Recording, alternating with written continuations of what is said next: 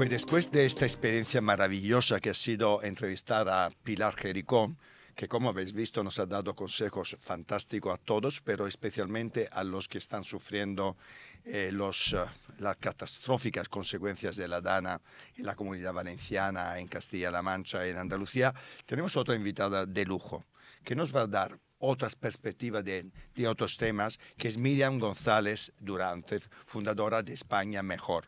Abogada especialista en Derecho de la Unión Europea, impulsora de un proyecto que yo sigo desde el principio, que es Inspiring Girls, una organización que lucha para acabar con los estereotipos de género, habiendo inspirado a más de 38.000 niñas y ha sido además directiva de diferentes compañías y también fundadora de España Mejor. Y también bueno, hablaremos también de su vida privada porque vive en el Reino Unido, por lo tanto, muchas cosas que aportar de la experiencia también en el Reino Unido.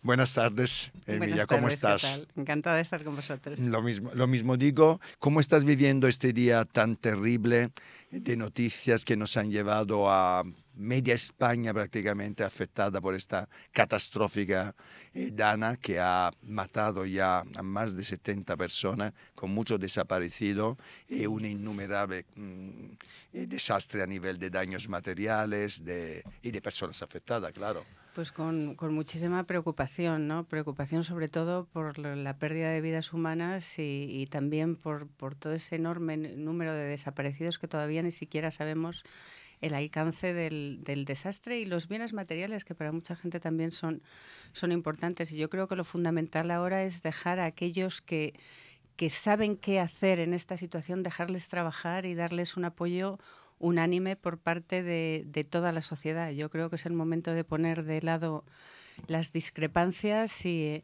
centrarnos todos en poner la energía del país en poder ayudar el máximo posible dentro de la catástrofe que ha sido, ¿no? ¿Y tú crees que esto va a ser posible?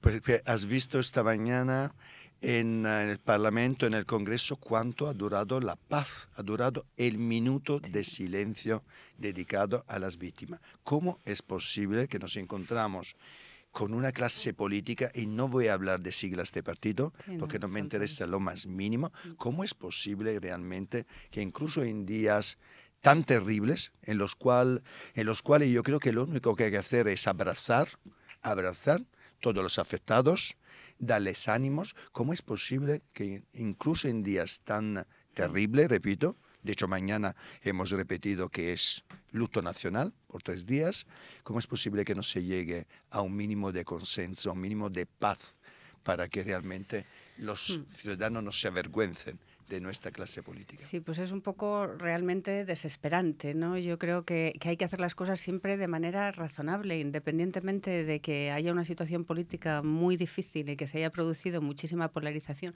que yo pienso además que la polarización está creada por los propios políticos. O sea, yo me paso muchísimo tiempo viajando ahora por toda España en reuniones con ciudadanos y siempre tengo la sensación de que la sociedad está mucho menos polarizada de lo que están los políticos. En un día como hoy, inmediatamente todo el mundo tenía que haber reaccionado diciendo, a ver, todos aquellos que tienen una misión que cumplir, que vayan, liberarles y que vayan pues todos esos ministros y todas las fuerzas de distinto tipo, pues todos con ellos y el resto pues a intentar seguir haciendo el día a día, ¿no?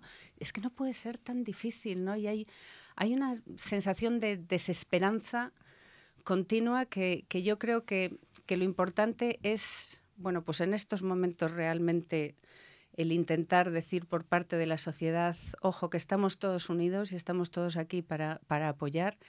Y después, en el día a día, pues diciendo, vamos a intentar canalizarlo hacia algo positivo, ¿no? Que es justo lo que con muchísima humildad estamos intentando hacer desde España Mejor, y yo creo que somos muchos los que creemos que una manera diferente de hacer política es posible y además es que es natural a la sociedad española. La sociedad española es solidaria, ¿no? Cuéntanos un poquito, tú creas este proyecto político, España Mejor.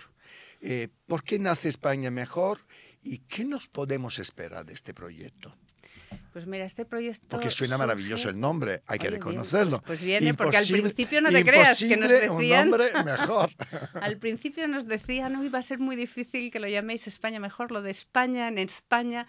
Pero ¿cómo va a haber un problema en llamar a nuestro país Hombre, lo que me gustaría es? también, ¿No? si podéis, montamos una Italia mejor también. Yo encantado. Oye, encantado. que nosotros os damos el copyright y además hacemos Italia asociación. Migliore, Italia migliore. Mira, suena bien también.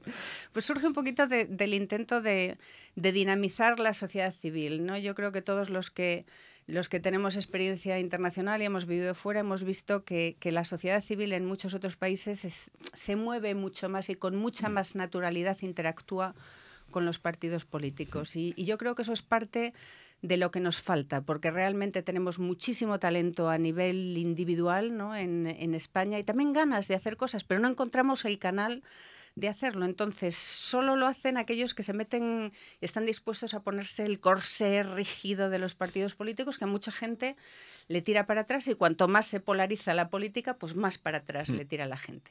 Pues hay que intentar encontrar un espacio que aproveche todo ese talento y que la gente pueda contribuir a las políticas públicas sin tener que necesariamente ponerse uno de esos corsés. Y nace además un poquito de la frustración, ¿no? De decir, bueno, es que ya yo personalmente estoy cansada de quejarme, esto que hacemos tanto de irnos al bar y quejarnos y esto es un desastre.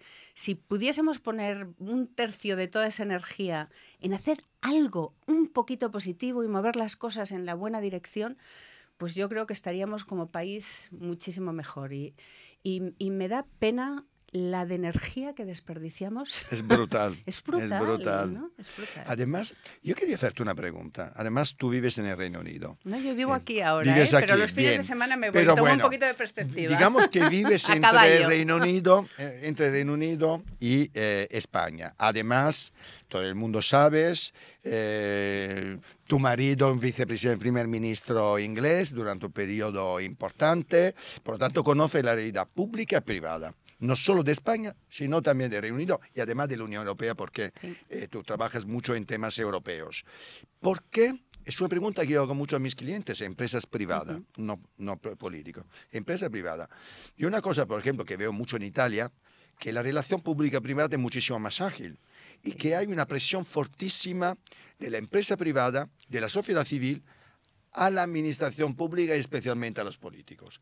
¿Por qué en España cuesta mucho la relación público-privada y por qué las empresas privadas, y no hablo solo del IBEX, hablo de empresas privadas españolas, multinacionales, por qué está costando tanto y que de alguna forma la política y los políticos se sientan presionados por la sociedad civil a tener un rumbo claramente diferente al que tenemos ahora, que desde luego no nos lleva a ningún buen puerto?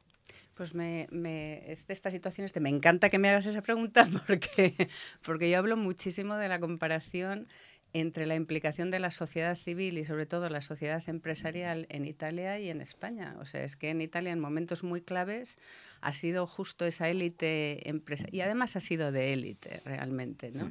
De decir, no, esto que estaba tan demonizado de la élite, esto es gente que tiene muchos medios y entonces tiene que tener mucha responsabilidad. Por supuesto. Y se les ha visto involucrarse de una manera que cuesta muchísimo hacer en España. Yo creo que somos un poco víctimas de cómo hemos diseñado nuestro sistema, las circunstancias históricas en las que diseñamos el sistema. Desde el principio, en la transición, se dio muchísimo poder a muy pocos. Se puso mucho poder en los partidos políticos. Fue por buenas razones, porque lo que se quería evitar en ese momento era que la transición descarrilara, pero lo que tenía que haber pasado inmediatamente después es que esos partidos políticos fuesen soltando lastre hacia la sociedad para crear una especie de esa palabra que ahora se utiliza tanto de empoderamiento de la sociedad, ¿no? Que estuviesen las fuerzas mucho más igualadas. Eso realmente no ocurrió, ha ocurrido lo contrario. Yo marco ahí un momento que fue la incursión en el 1985 ya, o sea, casi recién empezada el sistema democrático, cuando entran a colonizar el Consejo General del Poder Judicial, y a partir de ahí pues ha seguido hacia adelante. Y además es que estas cosas, si no vas hacia atrás, va hacia adelante. Claro. La situación es, Eupropio, que la sociedad española tiene miedo a significarse. Y tiene miedo a significarse Porque en España, yo lo sé, y seguro que tú lo sabes también, y a mí me han ocurrido cosas. Te pasan cosas cuando te significas, y además es que no son ni siquiera muy claras, ¿no? Pero No, empiezas a no. observar, Sí. ¿no? Que, oye, pues algo te hacen directamente, o a mí ahora me ocurre que estamos con la ruta del Código Ético del Gobierno, pues de repente una reunión que tenías acordado, uy, que de repente desaparece la reunión, ¿no? Una expectativa que tenías en algún sitio, de repente no se concreta. Yo tengo a empresarios, vamos, del día a día, ¿no? Que te dicen, cuando les cuentas lo que estamos haciendo con los jóvenes, con el Código Ético, te dicen, es que me encanta lo que hacéis, me encantaría apoyarlo, pero claro, si lo hago en público, a lo mejor no me dan este contrato público, a lo mejor tengo problemas con esta licencia. Es un horror, es un Oye, horror. por favor, ¿cómo hemos Es podido un horror. normalizar esto? Es un ¿no? horror que A se ver. normalice y es un error que la gente se calle. Claro. A mí una cosa que me parece brutal, y mira que lo estamos viviendo estos días con el famoso caso Errejón, ¿no? Fíjate, incluso en un caso en el cual evidentemente todos deberíamos estar unidos, ¿no? En la lucha contra la violencia de género, etcétera. Fíjate cuántos, ¿no? Cuántos matices hay que poner con una cosa que tiene para mí pocos matices, ¿no? Y yo creo que estamos en un momento en el cual realmente en muchas profesiones hay más miedos que coherencia, más hipocresía que valores, ¿no? Yo distingo un poco aquellos asuntos que son de una serie de valores que la sociedad se ha movido en una cierta dirección. A mí me parece que no muy rápido, pero para algunos les ha pillado un poco de sorpresa y entonces ahí pues la gente no se atreve a manifestarse, de aquellas situaciones en las que no te manifiestas y no tomas partido por una serie de cosas tan básicas como aumentar el listón de la ética política, simplemente porque tienes miedo del poder político. Tener miedo del poder público, eso es una cosa terrible y eso es lo que nos queda pendiente de hacer de la transición. Y solo hay una manera de hacerlo, que es con número de gente. O sea, cogiendo el volumen de la gente y entre todos pues es mucho más fácil. Porque me suena muy bien, te digo, me suena muy bien, España mejor. Te digo, casi te copio el copyright y me lo lleva a Italia a hacer Italia mejor, que también ahí necesitamos. Hace falta.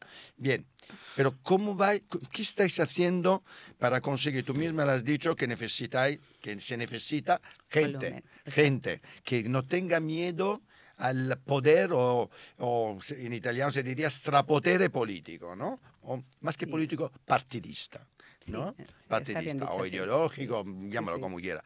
¿Cómo lo estáis haciendo? ¿Cómo lo vais a hacer? Porque a mí me gusta que nazcan movimientos, pero a veces cuesta ver dónde pueden llegar y qué están haciendo para llegar. Cuéntame un poquito el proyecto, objetivo, propósito, para que la gente lo sepa. Pues nuestro propósito es simplemente poder contribuir a las políticas públicas y poder canalizar todo ese talento y energía del país en cosas concretas que sean mejoras para todos nosotros. Actuamos a través de grupos de trabajo, tenemos 21 grupos de trabajo, 15 de ellos muy activos, grupos. Unas 2.000 personas participando. Pedimos a todo el mundo 2 horas por mes. No te puedes ni imaginar la cantidad de gente que tenemos enfadada porque quieren hacer mucho más que 2 horas por mes, pero vamos gestionando pues con pocos medios, haciendo muchas cosas. Hemos presentado propuestas de fiscalidad, todo súper sensato, pero si es que al final lo que se puede hacer tampoco es como de la A a la Z, está todo mucho más cerca y ya hay canalizar las cosas que se pueden hacer sería un avance importantísimo, ¿no? Propuesta de fiscalidad, acabamos de presentar una estupenda de vivienda, dentro de nada, pues aplicación de la inteligencia artificial al SEPES para la búsqueda de empleo. Tenemos un programa estupendo de jóvenes donde hemos hecho una mega encuesta de 11.000 jóvenes, devastadores los resultados. Cuando tú les oyes decir que la preocupación número 1 de los jóvenes españoles no es ni la vivienda ni tener un sueldo estable, sino es poderse ir al extranjero para conseguir experiencia práctica, es que eso se lo tenían que poner en la mesilla de noche de todos los políticos y avergonzarse por las mañanas, hombre, que no seamos capaces de dar estas oportunidades a los jóvenes. Y retener los jóvenes. Y retenerles luego. Y otra de las iniciativas que tenemos, que esa es la más difícil de empujar, pero yo creo que es la piedra angular de todo ello, es el Código Ético del Gobierno. Es decir, No puede ser que cada 2 por 3 en la sociedad estemos escandalizados de las cosas que nos ocurren por parte de un partido, por parte de otro, así en general. Hay que subir el listón de la ética política donde está el listón de la ética de la sociedad. Y en España nos faltan sistemas. Es una cosa súper simple. Hay cosas, mira, tú mencionas Italia, ¿eh? Que Italia ahora mismo está en manos de un gobierno de extrema derecha y que normalmente se piensa como la extrema derecha hace menos en cuestiones de Estado de Derecho. Pues es que hay cosas en Italia que se hacen de publicar los currículums de todos los asesores que es que nos hubiese evitado mucho problema y mucha energía que hemos gastado en los últimos meses en esto. Es tan difícil que en España se haga esto. Y dime una cosa, te voy a hacer una pregunta que puede ser poco pudorosa, pero sí, yo tengo muy claro que el dinero es importante en la vida. ¿Quién os financia? ¿Cómo os estáis financiando? ¿Cómo vais a tener el pulmón económico que se necesita? Y otra pregunta, perdón un segundo, chicos, ¿me encendéis el aire? Porque yo por lo menos me estoy achicharrando. Porque es casi el calor de la discusión. El calor de la discusión y de los focos. Que aquí, como ves, no ahorramos en luz. No tenemos crisis energética. Y decía, cuéntame un poquito cómo os estáis financiando, que creo es importante. Y también otra pregunta que creo que es clave. La comunicación, los medios de comunicación, ¿os hacen caso? ¿No os hacen caso? Sí, ahora te cuento. Yo, como ves, sí. El mío sí, pero creo que necesitáis mucho más que el mío. Dependemos de vosotros, claro, ¿no? Nosotros, mira, yo había montado, antes de montar España Mejor, lo has mencionado antes, había montado Inspiring Girls, sí, que surgió de la nada. Proyecto también, maravilloso que surgió de la nada, exacto, lo he vivido desde el primer día. Y ahora estamos en 39 países. Sí. Yo tenía la experiencia de que, bueno, ahora en Inspiring Girls todo el mundo quiere apoyar. O sea, es que BlackRock, Mattel, todas las grandes. Hoy hemos hablado ahora de ya decimos que no. En Closing Up, en la presentación del 6º informe. Bueno, si te cuento cómo empezamos en Inspiring Girls, que yo tuve que escribir un libro de cocina para poder financiarlo. Cuéntalo. Tenemos pues pocos minutos, pero cuéntalo. Yo había hecho un blog. Ajá. Y es como, pues si no tenemos dinero para hacer esto. Y alguien me dijo, ¿por qué no haces este blog de cocina que hacía yo con mis hijos en un libro de cocina? Pues venga, vamos a hacerlo. Y así empezamos a financiar los 2 primeros países. Haciendo magdalenas. Haciendo magdalenas, literalmente. Total, que ya me di cuenta yo que por muy buena que sea la idea, en todo este tipo de organizaciones, los 2 primeros años son la travesía del desierto. Sin duda. Con lo cual, como a mí me gusta, donde pongo la boca y la voz, pongo el bolsillo, la primera parte de la financiación la he puesto yo directamente. Tuvimos mucha suerte de que enseguida empezó a entrar primero un emprendedor con poco dinero, pero que fue importantísimo al principio, Bilsat, después ya entró Beca Finance, ahora ya se están sumando muchas más empresas, hay mucho más interés, sobre todo por la propuesta de vivienda y de jóvenes. Después entrarán, estoy segura, con el Código Ético de Gobierno, que yo entiendo que eso es la parte un poquito más difícil, pero sí, se nota que es clave. Se nota ahora mismo, a 1 año y medio de cuando empezamos a montarlo, se nota ya una naturalidad en decir, esto sí que se puede apoyar y que yo creo que es fundamental para lo que me preguntabas antes. En España hay muchísima costumbre de cuando las empresas, que son los que tienen más medios, ¿no? O la gente realmente, individuos con medios, quieren apoyar, hacen cosas de carácter social que no tenga riesgo, ¿no? Que es muy necesario, pero siempre intentan quitar el riesgo. Es como, a ver, hay que hacer eso y también hay que hacer proyectos transformadores, como se hacen en muchos otros países. Pero vamos, que yo noto una naturalidad ya a la hora de ir apoyando, que espero que crezca y que lo haga todo pues mucho más viable. Y en cuanto a los medios de comunicación, nosotros dependemos de los medios de comunicación. O sea, a la hora de conseguir que gente se vaya sumando y que conozcan lo que estamos haciendo, pues es que al final vosotros seguís, ahora con las redes sociales se puede hacer mucho, pero seguís teniendo una llave importantísima. Es muy importante. Y la verdad es que tengo que reconocer que todos, o sea, cuando dicen que España está muy polarizada, puede que sea verdad, pero con el Código Ético del Gobierno, desde los demás a la izquierda hasta los demás a la derecha, todos han entrado a apoyar. Que es que te hace pensar, ¿no? Muchas veces dicen, no, es que es la prensa y la política que está polarizada. No, la política está mucho más polarizada Mucho que la más, prensa. efectivamente. Lo que pasa es que luego la prensa muchas veces se Acompaña. deja manipular, se Acompaña. deja manipular y comprar. Mucha prensa se deja comprar. Sí, pero mira, ahí tenemos en el Código Ético del Gobierno disposiciones Efectivamente. para la transparencia. Es decir, que te veo optimista. No puedo no preguntarte, Miriam, también, tú, como hemos comentado antes, estás casada con un ex primer ministro del Reino Unido, señor Clegg. Evidentemente habrás vivido en su momento, cuando fue nombrado viceprimer ministro, pues viviste lo que es el protocolo que se utiliza en el Reino Unido con las parejas de los primeros ministros o primeras ministras. ¿Qué te parece? Yo siempre he dicho que me parece que sería mucho más fácil, para evitar casos como el de Begoña Gómez, que hubiera un reglamento para las parejas, sean hombres, mujeres, etcétera, de los cargos públicos importantes, no solo presidente del gobierno o vicepresidente, etcétera. ¿Qué opinas tú de este? Bueno, no sé si debate, porque no lo hay, el debate parece que interesan otras cosas. Sí, exacto.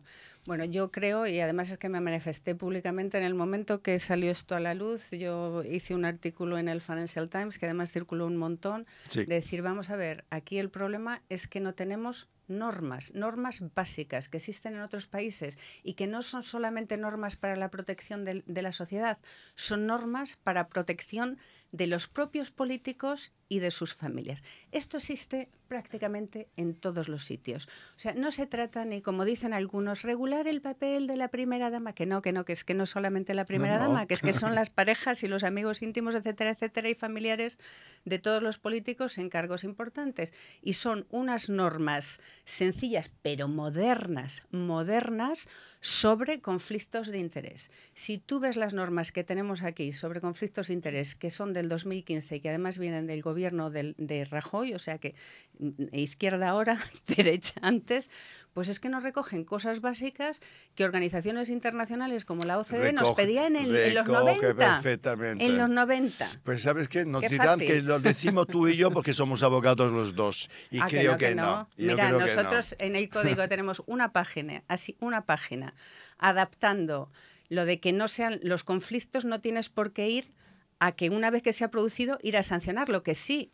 Pero lo que hay que hacer es poner un sistema preventivo básico para que no ocurra, si lo que queremos evitarlo. Es que no ocurra. Además, como digo siempre yo en la tele, los valores, la ética, cada uno lo tiene personal. Por lo tanto, dejar de legislar o poner reglas de juego, norma, porque pensamos que la ética nos sirve a todos. Y yo creo que esta es una equivocación. Hombre, por Dios, claro, porque pero si lo tienen ni todos. el sentido común es tan común. Claro. Miriam, ha llegado el momento de tu minuto de oro.